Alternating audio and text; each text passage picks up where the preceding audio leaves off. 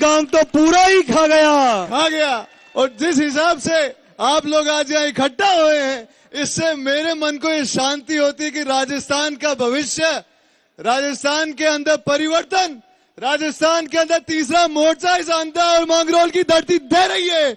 और जिस कदर ये क्रांति यहाँ नहीं रुकेगी, ये क्रांति आज हम यहाँ से जो संदेश देंगे वो दोनों पार्टियों के हेडक्वार्टर दिल्ली में, इन दोनों पार्टियों तक यहाँ से समाचार जाना चाहिए कि या तो इन भ्रष्ट नेताओं को, इस गंदगी को अपने दफ्तरों से, अपने पार्टियों से, अपने कार्यकारिणी से निकाल के फेंको, नहीं तो ये जनता परिवर्तन करने के लिए तैयार है। आपका बहुत बहुत धन्यवाद। धन्यवाद भाई शिवम। अब मैं हमारे लोकप्रिय प्रत्याशी जन नेता नरेश भाई के साथ कंधे से कंधा मिलाकर इस चुनावी अभियान में साथ दे रहे नरेश भाई के संघर्ष के मजबूत साथी और इस ऐतिहासिक जनसभा का संचालन का जिम्मा संभाल रहे आदरणीय प्रहलाद जी खटाना को आमंत्रित करता हूं, आप सबको संबोधित करें। खटाना साहब का आप जोरदार करतल ध्वनि के साथ स्वागत अभिनंदन करें। अब मेरा भाषण तो आपने खूब सुना है। हमारे बीच में जो मेहमान आ रहे हैं, आ गए क्या? हमारे बीच में अभी नहीं आए, जब तक मैं बोल लेता हूं। मेरे साथ जोरदार नारा लगाओ, इंकलाब, इंकलाब, इंकलाब, अंता की जनता जिंदाबाद। जोर से बोलो, अंता की जनता, अंता की जनता, अंता विधानसभा की जनता, अंता विधानसभा की जनता, नरेश मीणा। आदरणीय अंता मांगरोल विधानसभा क्षेत्रवासियों, पिछले लगभग 1 महीने से हम गांव-गांव, डोर-डोर जाकर सभी जाति धर्मों के लोगों से मिलने का पूरा प्रयास किया। आप बहुत ही प्यारे, सच्चे, ईमानदार और इतने अच्छे लोग हो कि अगर आपके बारे में कितना भी कहूं तो कम होगा। आप सब लोगों ने हमारा बहुत मान सम्मान दिया था। वोट तो आप भाई नरेश मीणा को दे ही रहे हो, लेकिन ऐतिहासिक वोट देना जो राजस्थान में रिकॉर्ड बन जाए, ये हम आपसे निवेदन करते हैं। आपके बीच में आपके लाडले महबूब नेता, हेलीकॉप्टर से आरएलपी के सुप्रीमो आदरणीय बड़े भाई हनुमान बेनीवाल जी पहुंच चुके हैं। जोरदार ताड़ियों के साथ स्वागत करें। उनके साथ में आपके भाई नरेश मीणा जी का बेटा अनिरुद्ध भी हाथ जोड़ करके आपका अभिनंदन कर रहा है। एक बार जोरदार ताड़ियों से स्वागत करें। भाई नरेश मीणा जी आपके बीच में पहुंचने वाले हैं। आरएलपी के प्रमुख, हम सबके आदरणीय सांसद हनुमान बेनीवाल जी उनके साथ आ रहे हैं। आदरणीय बेनीवाल साहब, इस देश के किसानों की मजबूत आवाज, आरएलपी पार्टी के प्रमुख, नागौर लोकसभा के माननीय सांसद बेनीवाल जी का हम जोरदार करतल ध्वनि और इंकलाब के नारे के साथ स्वागत करते रहेंगे। चाहिए स्पीकरों पे से हट जाओ, स्पीकरों पे से स्पीकर खाली करो। स्पीकर को खाली कर देंगे। हमारी ये साउंड सिस्टम व्यवस्था बाधित हो रही है, इसके कारण प्लीज जो साथी स्पीकर के पास खड़े हैं वो हट जाएंगे। नारा लगाओ, इंकलाब, इंकलाब, इंकलाब, इंकलाब। भाई ये स्पीकरों से हट जाओ, ये व्यवस्था आपकी है। और ये माता बहनों का ये जो रास्ता है ये भी खाली करें। ये हमारे जो नरेश भाई के साथी ये कार्यकर्ता है वो व्यवस्थाओं को सुचारू रूप से चलती रहे, इसलिए यहाँ पर मंच के सामने कोई भी नहीं आएंगे। माता बहनों के लिए स्थान निर्धारित है, बाकी स्थान हमारे मीडिया के साथियों के लिए निर्धारित है। आदरणीय हनुमान बेनीवाल जी हम सबके बीच में पधार रहे हैं। जोरदार आप बेनीवाल साहब का स्वागत करें, सम्मान करें। आपका लाडला महबूब नेता भाई नरेश मीणा जी आपका अभिनंदन कर रहा है। जोरदार ताड़ियों के साथ में स्वागत करें। अंता मांगरोल विधानसभा के जनप्रिय प्रत्याशी, जननायक, किसानों का नेता, गरीबों का नेता, वंचितों का नेता, युवाओं का नेता नरेश भाई, जोरदार नारा लगाए, इंकलाब जिंदाबाद, इंकलाब जिंदाबाद। नारा ऐसा लगाओ जो आदरणीय हनुमान बेनीवाल जी और भाई नरेश मीणा जी आ रहे, जोरदार स्वागत करिए। बोलिए इंकलाब इंकलाब इंकलाब। हनुमान बेनीवाल जिंदाबाद। हनुमान बेनीवाल जिंदाबाद। नरेश मीणा जिंदाबाद। आदरणीय हनुमान बेनीवाल जी, जिन्होंने मंच पर, प्लीज जो साथी है वो पीछे चले जाएंगे। हमारे आदरणीय नेता आरएलपी पार्टी के सुप्रीमो, इस देश के किसानों की मजबूत भाई आवाज, नरेश मीणा भारत के की बेटा अनुरोध, हनुमान बेनीवाल जी, भाई अनिरुद्ध जी, जोरदार ताड़ियां बजा करके नरेश भाई हम सबके बीच में हमेशा हैं। मोर्चा संभाले रहता है। भाई नरेश मीणा जी का बेटा है अनुरोध। अब आपके बीच में जिनका इंतजार था, आपके महबूब नेता भाई नरेश मीणा, हनुमान बेनीवाल, नरेश मीणा, हनुमान बेनीवाल, नरेश मीणा, हनुमान सारे बेनीवाल। पीछे चले जाएंगे। जोरदार ताड़ियों से स्वागत करें आपके। हमारे मंच खाली करो, मंच। आरएलपी पार्टी के सुप्रीमो, आरएलपी पार्टी के सुप्रीमो आदरणीय हनुमान बेनीवाल जी का जोरदार मांगरोल स्वागत के करें। लोकप्रिय प्रत्याशी नरेश भाई, किसानों के प्रतीक जेड़ा के साथ हम सबके बीच में उपस्थित है। आदरणीय राजेंद्र सिंह जी गुड़ा, अतुल प्रधान जी, ममता मीणा जी, इन सबका हम जोरदार स्वागत करते हैं, अभिनंदन करते हैं। जोरदार करतल ध्वनि के साथ हमारे नेताओं का आप स्वागत करेंगे। आदरणीय हनुमान बेनीवाल जी, जोरदार स्वागत करें। किसान एकता। ये राजस्थान की तीसरी सबसे बड़ी ताकत एकजुट होकर अंता की धरती से, मांगरोल की धरती से इतिहास रचेगी। जोरदार ताड़ियों के साथ स्वागत करें। हमारे सम्मानित अतिथियों से निवेदन है, ससम्मान मंच पर अपना स्थान ग्रहण करेंगे। आम आदमी पार्टी के सांसद संजय सिंह जी, राजस्थान की सबसे तीसरी बड़ी ताकत आरएलपी प्रमुख आदरणीय हनुमान बेनीवाल जी, हमारे पूर्व मंत्री राजेंद्र गुड़ा जी, हम सबके लोकप्रिय नेता, इस अंता मांगरोल विधानसभा की, आड़ोती की नहीं, पूरे राजस्थान के किसानों की, युवाओं की, वंचित वर्ग की, दलितों की सबसे मजबूत आवाज, जिन्होंने इस अंता विधानसभा में एक नया इतिहास रच रहे हैं। अखंड प्रचंड पुरुषार्थ करके जिस प्रकार से आप को जन समर्थन मिल रहा है वो अद्भुत है, ऐतिहासिक है। ऐसे हमारे नेता आप सबकी करतल ध्वनि के बीच में अंता मांगरोल विधानसभा के लोकप्रिय प्रत्याशी नरेश भाई से मैं अनुरोध करूंगा वो स्वागत भाषण और हम सबको संबोधित करें। आप सभी व्यवस्थाएं बनाने में सहयोग करेंगे। भाई ये व्यवस्था अपनी है, आपकी है।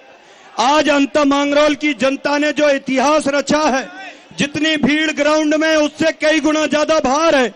ये जगह माता बहनों के लिए है। आपसे मेरा निवेदन है, आपसे मेरा निवेदन है, भारत माता की, भारत माता की, इंकलाब इंकलाब, नरेश मीणा जिंदाबाद। भाई पत्रकारों को छोड़ के हट जाएं इधर। हनुमान जी बेनीवाल जिंदाबाद। उन्हीं को बुला रहे हेलो, ये स्पीकर गिरने वाले, कोई ना कोई मर के बजाएगा। सभी साथियों से अनुरोध है, ये स्पीकरों से थोड़ा साइड हट जाए। अपनी व्यवस्था है, अपने को ही बनानी है, अपना कार्यक्रम, अपनी व्यवस्था। हमारे लोकप्रिय प्रत्याशी, जनता की, 12 जिले की और राजस्थान की सबसे बुलंद आवाज, सम्मान्य नरेश जी मीणा से निवेदन।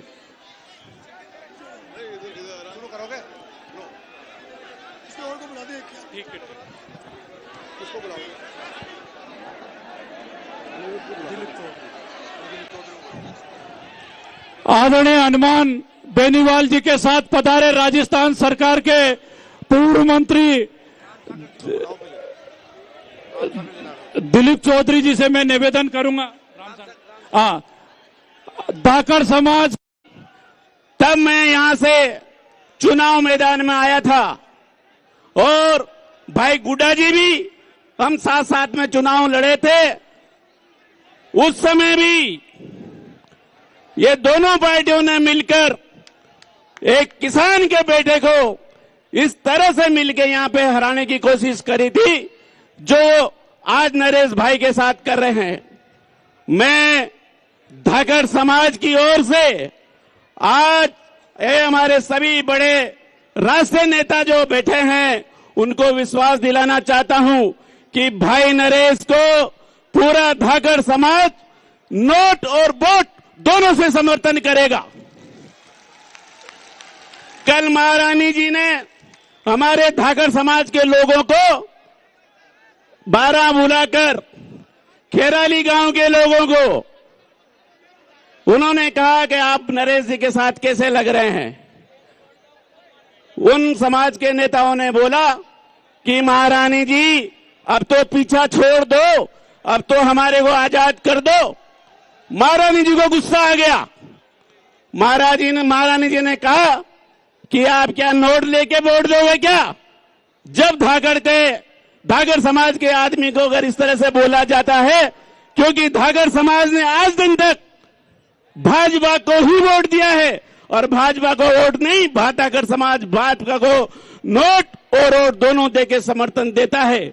इस बार धाकड़ समाज ने यह समझ लिया है कि हमारे को बंधुआ मजदूर समझकर ये सब यूज कर रहे हैं। साथियों, मैं ज्यादा नहीं बोलते हुए इतना ही कहना चाहता हूं कि हमारा समाज पूरा भाई नरेश के साथ है, तन मन धन से साथ है। और मैं सभी से अपील करता हूं, अगर इस बार हमारे धाकड़ समाज ने भाई नरेश का साथ नहीं दिया तो कभी धाकड़ इस अंतरा और पूरे झालावाड़ और पूरा कोटा संभाग में धाकड़ ने समझा जाएगा। इसीलिए भारी मतों से धाकड़ समाज और सब समाज भाई नरेश जी को जिताए। जय हिंद, जय भारत, इनकलाब जिंदाबाद। अब मैं अगले वक्ता के रूप में आदरणीय रामगोपाल चौधरी जी से निवेदन करूंगा कि वो अपनी बात रखें।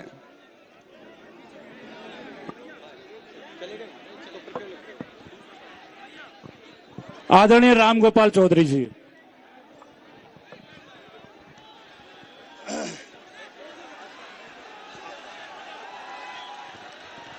राम राम साहब, राम राम। हमारे बीच में हमारे लोकप्रिय बड़े भाई साहब हनुमान जी पधारे हैं और जाट समाज के हर व्यक्ति से मैं मिला हूं, सब नरेश जी की बात कर रहे हैं। दूसरी समाज का कोई वोट नहीं जाएगा, ना मैडम का जाएगा ना उसका जाएगा, भाया का। इन भाया ने तो इतना दंड दिया लोगों को, झालावाड़ में देख लो, 12 में देख लो, माइंस चौक को लूट ले पैसे, 1-1 करोड़ रुपए लेता था। मैंने खुद ने मेरे आंखों से देखा, इतना भ्रष्ट आदमी। और आज उसका सफाया करने के लिए ये हमारे भाई साहब के छोटा भाई है नरेश मेड़ा, और इसको ज्यादा से ज्यादा मत दो। अरे एक साथ पूरे गन्ने में लगाओ सब मिलके। तो मैं तो यही कह रहा हूँ, नरेश जी भी सेकंड हनुमान जी है और इनके साथ हम कंधा से कंधा मिला के, जाट समाज भी लगेगा, दूसरी जाति भी लगेगी, नागर भी लगेगा, इनका सफाया कर दो। ये नजर नहीं आना चाहिए। बाहर भेजो इनको गांव में, जो बाहर के बाहर ही जाएंगे। और सब लोगों को मिलके काम करना। 11 तारीख का ध्यान रखना है, सुबह से लाइन लगा देना, सबके पहले वोट डालने अपने लोग जाए। बस मैं आप लोगों से आग्रह कर रहा हूं। और 14 तारीख को रिजल्ट खुले, फिर मतलब अलग ही होगा मामला। पे 14 तारीख के बाद में जितने भ्रष्ट नेता होता है ना, फिर एक तरफा चलेगा नरेश जी का मामला।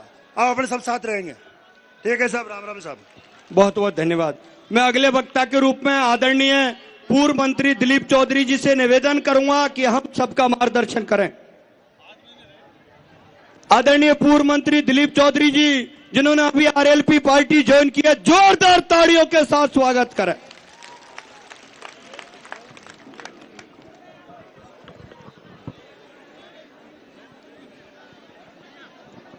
अंता विधानसभा से आपके 36वीं कौम के लाडले उम्मीदवार नरेश भाई मीणा के समर्थन में आज राजस्थान के किसानों के जनप्रिय नेता, राजस्थान के लौह पुरुष और राष्ट्रीय लोकतांत्रिक पार्टी के अध्यक्ष हनुमान बेनीवाल साहब, आप पार्टी के संजय सिंह जी, पूर्व मंत्री राजेंद्र गुड़ा साहब और मंच पर सभी विराजित हमारे सम्मानीय नेतागण और अंता की जो ये जनसैलाब मैं देख रहा हूं, हनुमान बेनीवाल साहब के आने से एक परिवर्तन की आंधी चल चुकी है। अंता से आप नरेश भाई मीणा को जीता देना। इस राजस्थान में अंता से पूरे प्रदेश में आने वाले 2028 के चुनाव में एक नया युग शुरू होगा। एक तीसरी शक्ति के रूप में राजस्थान में हनुमान बेनीवाल जी के नेतृत्व में ऐसा समीकरण बैठेगा। हम आज बेनीवाल साहब और तमाम नेता जो आपके बीच में नरेश भाई मीणा को समर्थन देने आए हैं, मेरा आप सबसे अपील है कि वोट के दिन आपका एक एक वोट मतदान केंद्र तक पहुंचना चाहिए। जनसैलाब तो बहुत ताकतवर है, लेकिन उसको वोट में परिवर्तन करने के लिए हमारे जांबाज साथियों को एक एक बूथ पर पूरी ताकत लगानी चाहिए। राजस्थान में मैं 30 साल से कांग्रेस में था, लेकिन कांग्रेस की जिस तरह की नीतियां हैं, कांग्रेस धरातल पर काम करने वाले लोगों को मारने का काम करती है। हम गुड़ा साहब और सभी कांग्रेस में पिछली सरकार में साथ ही थे और जिस तरह डोटासरा जी यहाँ पर भाषण देते हैं, उनकी सारी गाड़ियों के टायर पंचर हो गए। लोगों ने बता दिया कि भाई यहाँ पर किसी की कोई चलने वाली नहीं है। यहाँ तो नरेश मीणा के पक्ष में लोगों ने मन बना लिया है। मैं ज्यादा बात कहूंगा नहीं। आप अगर सभी सच्चे दिल से 36 कौम बिरादरी यहाँ विराजमान हो, अगर नरेश भाई मीणा को पूरी ताकत से एक एक वोट इनके पक्ष में डालने का जो आप वादा करो, तो आप सभी हाथ खड़े करके इनको समर्थन दें। इनकलाब, इनकलाब, हनुमान बेनीवाल जिंदाबाद, हनुमान बेनीवाल जिंदाबाद। जय हिंद, जय हिंद। अब मैं भाई आपके महबूब नेता, लाडले नेता भाई नरेश मीणा से निवेदन करूंगा कि वो अपनी बात रखें और सबका स्वागत करें। धन्यवाद।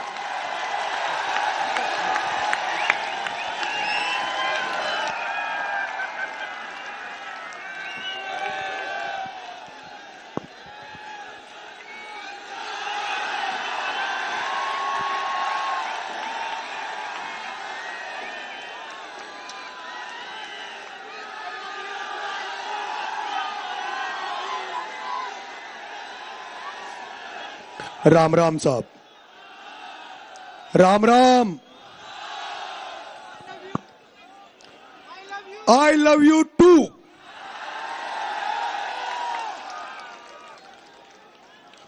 फूल बनकर जो जिया, फूल बनकर जो जिया उसको यहां मसला गया। फूल बनकर जो जिया उसको यहाँ मसला गया। आदमी को फौलाद के सांचे में ढलना चाहिए। और अगर कोई फूल बनकर जो जिया उसको यहाँ मसला गया, आदमी को फौलाद के सांचे में ढलना चाहिए। और अगर कोई हक, अगर अधिकार कोई अगर आपका छीने, तो आंख से आंसू नहीं सैलाब बरसना चाहिए, सैलाब बरसना चाहिए।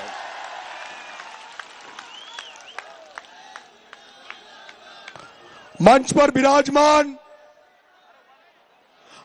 विराजमान आरएलपी सुप्रीमो, मेरे राजस्थान विश्वविद्यालय के छात्र संघ से निकले हुए मेरे बड़े भाई, राजस्थान के सबसे बड़े किसान नेता आदरणीय हनुमान जी बेनीवाल साहब,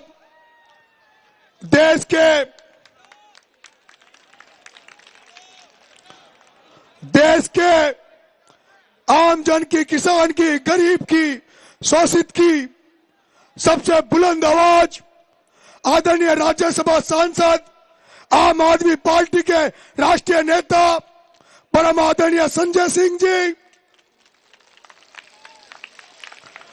राजस्थान के पूर्व मंत्री, मेरे मार्गदर्शक, इस चुनाव का संचालन अपने संभालने वाले, हमें मार्गदर्शित करते हुए बड़े भाई राजेंद्र जी गुड्डा साहब, समाजवादी पार्टी के विधायक बड़े भाई अतुल जी प्रधान, जो पिछले संकट के समय हमारा साथ दे रहे, आदरणीय अतुल जी प्रधान साहब, एसडीपीआई पार्टी। हंगामा खड़ा करना नरेश का मकसद नहीं, पर इस हाड़ौती के किसानों की, मजदूरों की तकदीर और दिशा बदलनी चाहिए, तकदीर और दिशा बदलनी चाहिए।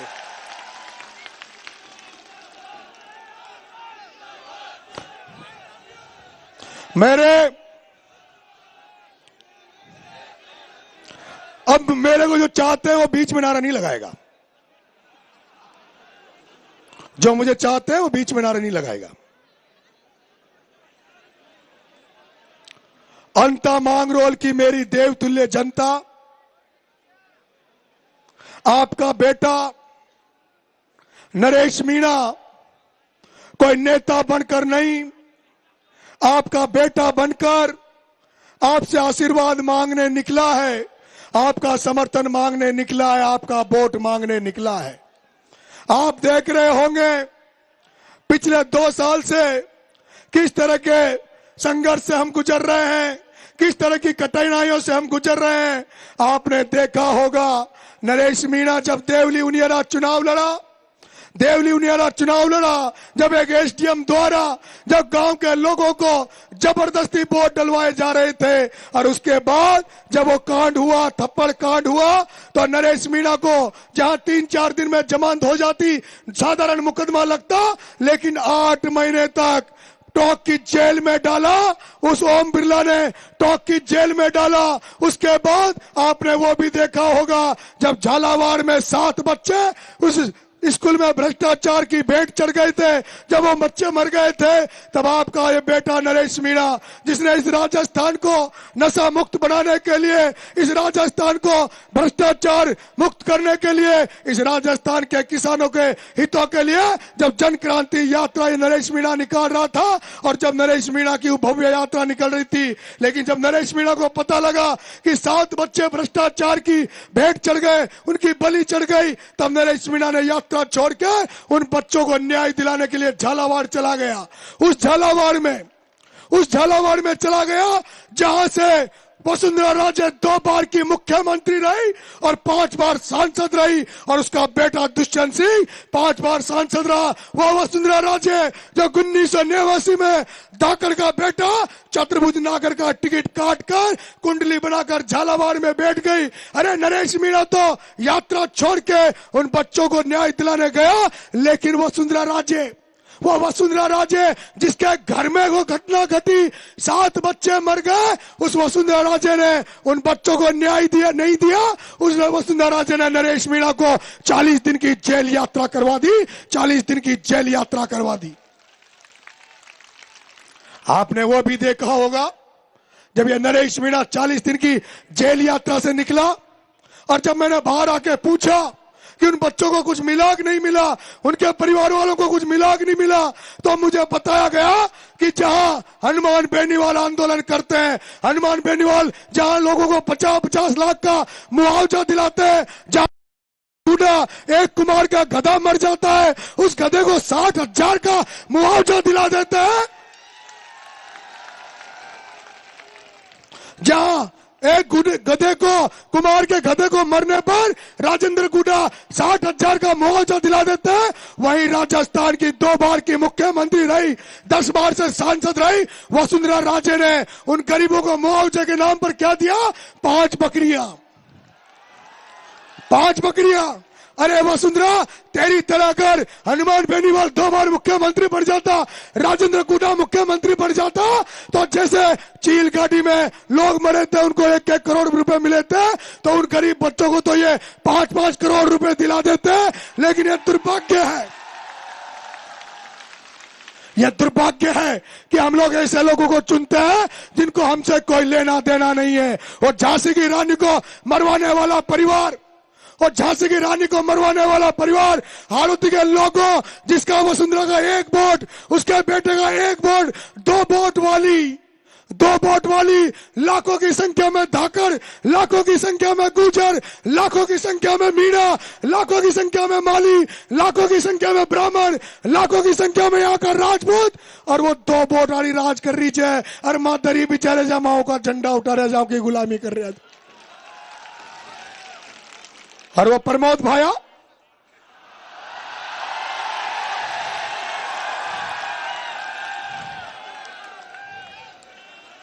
वो प्रमोद भाया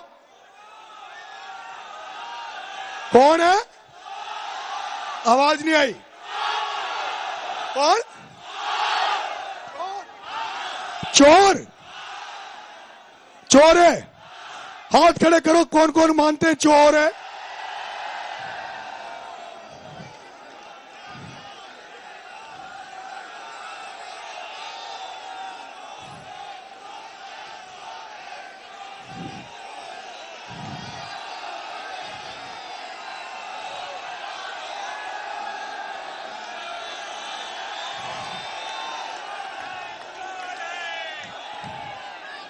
और परमार जैन भाया, और प्रताप सिंह सिंघवी, और शांति धारीवाल, और इनका सरदार डकैत कौन है? ओम बिरला।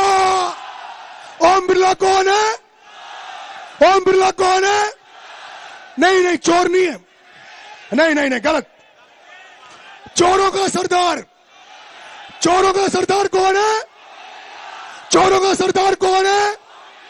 किसानों का हत्यारा कौन है? किसानों का हत्यारा कौन है? अब हमारी बात भी सुनो, पर ताई ता बोलेगा तो फिलहाल तो घना सारा नेता भी छे। मेरे भाइयों, वो ओम बिरला, प्रताप सिंह सिंघवी, प्रमोद जैन भाया, शांति धारीवाल, वो चार व्यक्ति जो 2 बीजेपी में, 2 कांग्रेस में, राजनीति में उन्होंने कब्जा, धंधा पानी पर उनका कब्जा, प्रॉपर्टी का काम करे तो उन चारों के काम करे, जमीनों पे कब्जा करे तो इन 4 आदमियों को जमीनों में कब्जा करे। अगर कोई फैक्ट्री है तो उन चारों की, थर्मल में कोई काम करे तो उन चारों का। और मां किसान काहे करा?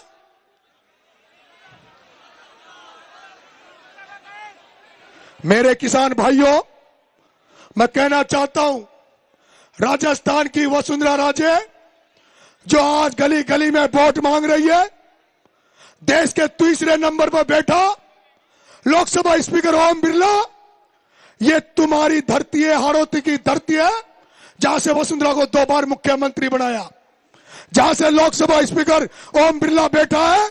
और दुर्भाग्य की बात, आदरणीय संजय सिंह जी, आदरणीय हनुमान जी बेनीवाल साहब, बीजेपी वाले वोट मांग रहे हैं, कांग्रेस वाले वोट मांग रहे हैं, लेकिन इस जनता को, जिसकी बरसात की फसल चौपट हो गई, जिसकी सोयाबीन चौपट हो गई, उड़द की फसल चौपट हो गई, धान की फसल चौपट हो गई, लेकिन इस हाड़ौती के किसान को आज दिन तक फसल बीमा का पैसा नहीं मिला।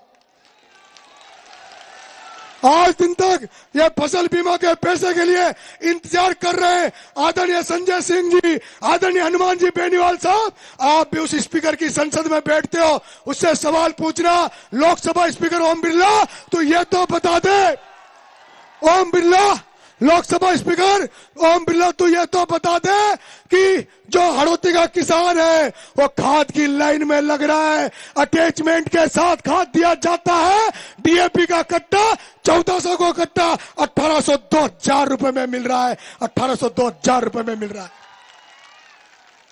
और आदरणीय संजय सिंह जी, मैं केवल कांग्रेस बीजेपी के खिलाफ नहीं लड़ रहा, यहां तो दोनों ही पार्टी एक है, यहां तो बीजेपी कांग्रेस एक है। यहां पर प्रमोद भाया की घरवाली के वोट आते हैं प्रमोद भाया की घरवाली के वोट आते हैं 12 और बीजेपी के कैंडिडेट प्रियंका शर्मा के वोट आते हैं 13।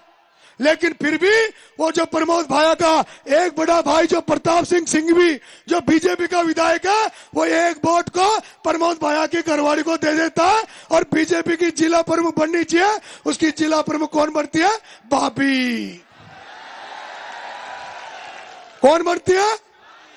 वोट बेचारे ये जनता वोट देती है कि मां कांग्रेस ही छा, मां बीजेपी का छा, और वो जो कांग्रेस बीजेपी का जो नेता बने छा ना, वो यहाँ का वोट को आपस में बांट ले छे, आपस में बांट ले छे। एक किसान का नेता, एक प्रहलाद गुंजल जो पहले बीजेपी में था, उस बीजेपी में रहते हुए इस धारीवाल ने, ओम बिरला ने, इन्होंने चारों ने मिलकर उसकी बीजेपी में राजनीतिक हत्या की। और अब जब वो कांग्रेस में आ गया,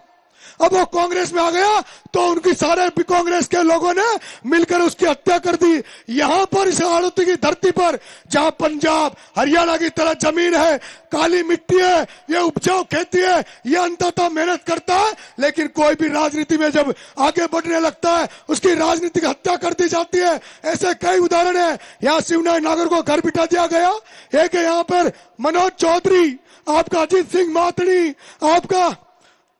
आपका दिनेश जी यादव, आपके अरविंद जी भारद्वाज, ऐसे तमाम किसान लोग थे जिनकी हत्याएं कर दी। मैं किसान भाइयों, यहाँ पर बहुत अच्छे अच्छे नेता हुए थे। रघुवीर सिंह जी कौशल हुए, भरत सिंह जी कुंदनपुर हुए, यहाँ पर बहुत लोग थे। उस समय मानवता थी, किसानों के हितों की रक्षा होती थी। लेकिन गुडा साहब जो कहते हैं कि चाणक्य ने कहा था कि जब किसी व्यापारी को राजा बना दोगे तो उसी दिन ये किसान आम जनता भिखारी बन जाएगी। हमारे यहाँ पर व्यापारी राजा बनकर बैठे हैं और जनता बेचारी भिखारी कर दी, जनता भिखारी हो गई। इसलिए ये बदलाव करने निकले आदरणीय संजय सिंह जी, आदरणीय बेनीवाल साहब, ये हाड़ौती की जनता बदलने निकली है, ये इंकलाब का नारा लगा रही है।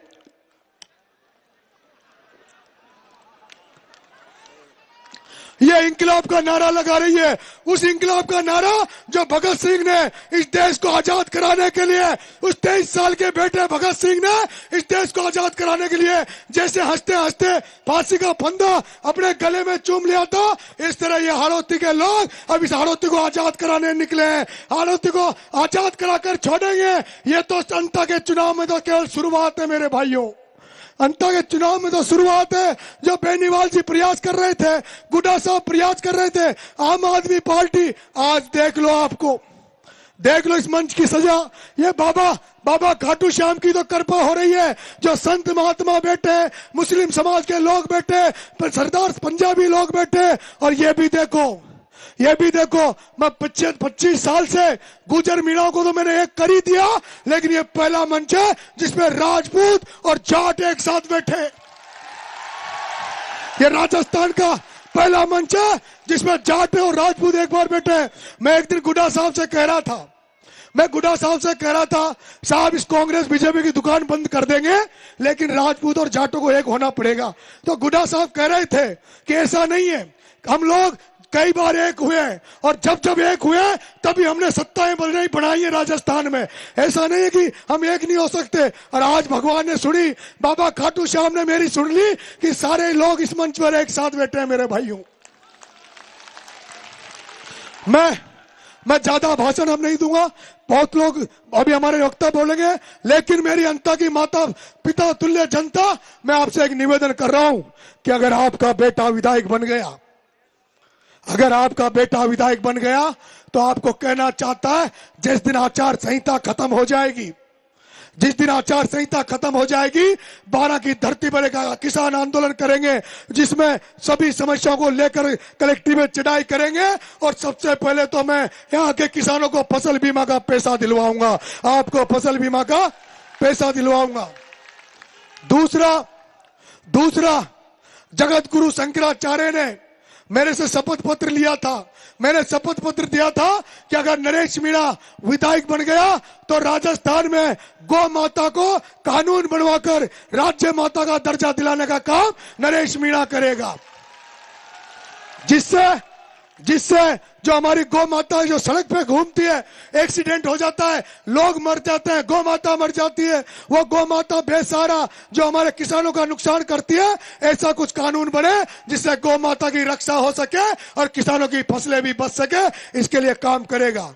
नरेश मीणा, यहाँ दलित समाज बहुत बड़ी संख्या में है, सबसे बड़ी संख्या में यहाँ 52,000 संख्या दलित समाज की है। लेकिन दलित समाज का मैं देख रहा हूं जो सबसे ज्यादा प्रमोद भाया कांग्रेस को वोट देता है, लेकिन मैंने देखा है किसी भी दलित समाज के गांव में एक भी बाबा साहब भीमराव अंबेडकर की मूर्ति नजर नहीं आई। अगर नरेश मीणा एमएलए बन गया तो बेरवा समाज, मेघवाल समाज की जो बड़ी बड़ी बस्तियां है वह बाबा साहब भीमराव अंबेडकर की मूर्ति लगाऊंगा और शानदार स्मारक बनाने का काम करूंगा।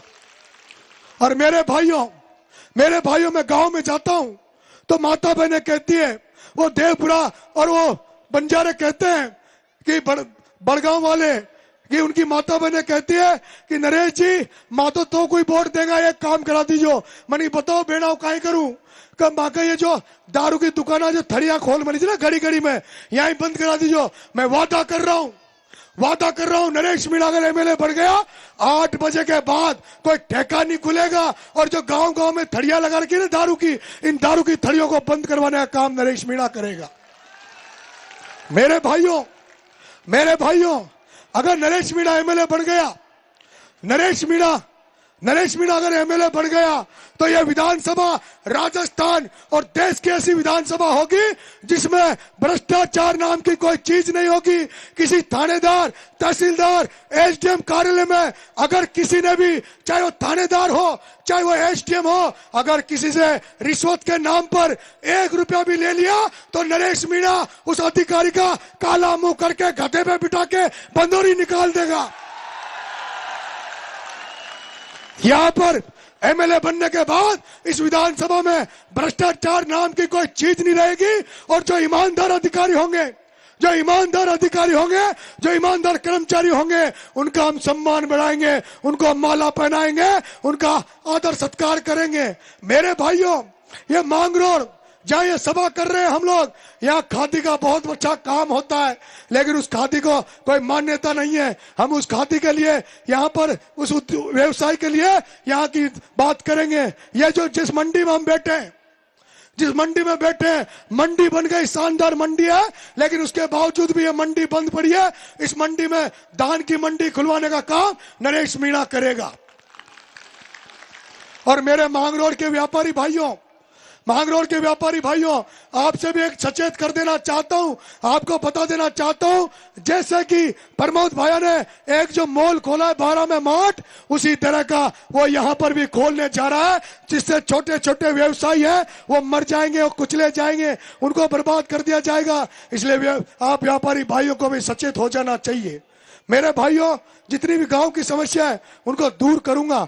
मैं आप जनता का बेटा हूं, मैं किसी नेता, पटेल, जागीरदार, प्रधान, प्रमुख इनके घरों पे नहीं जाऊंगा, गांव में जाऊंगा, आपके बीच में बैठ के आपकी समस्याओं को सुनूंगा और जो मुझे फंड मिलेगा, वो फंड मिलेगा उसको आपके द्वारा बांटा जाएगा। और फंड में कोई सरपंच चवन्नी न खा दूं, कोई आईएन कमीशन न खा सके, पूरा फंड लागेगा। और जो मुझे जो तनख्वाह मिलेगी अगर एमएलए बना, और मुझे जो तनख्वाह मिलती है उस तनख्वाह को भी मैं यहाँ की जो बच्चियां हैं उनकी शिक्षा पर लगाऊंगा, छोटे छोटे बच्चों की शिक्षा पर लगाऊंगा।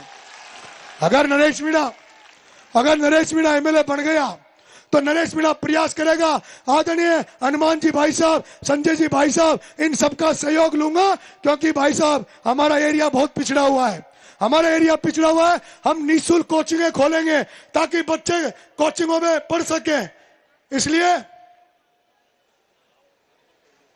इसलिए आप सब लोग अब भाई साहब को सुनेंगे। एक बार वो लोग हाथ खड़ा कर दो जो ईमानदारी राजनीति पसंद करते हैं, ईमानदार की राजनीति पसंद करते हैं।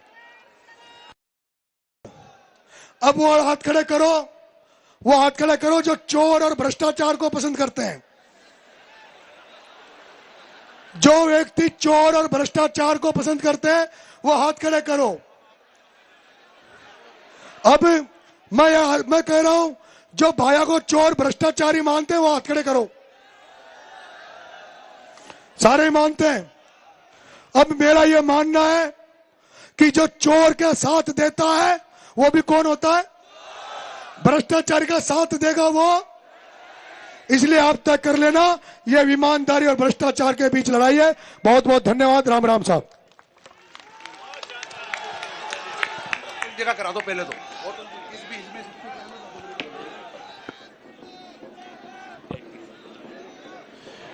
धन्यवाद नरेश भाई। उनके क्रांतिकारी उद्बोधन के पश्चात निश्चित रूप से आप संकल्प धारण करेंगे। अंता मांगरोल विधानसभा के घर घर में जाएंगे 11 नवंबर तक।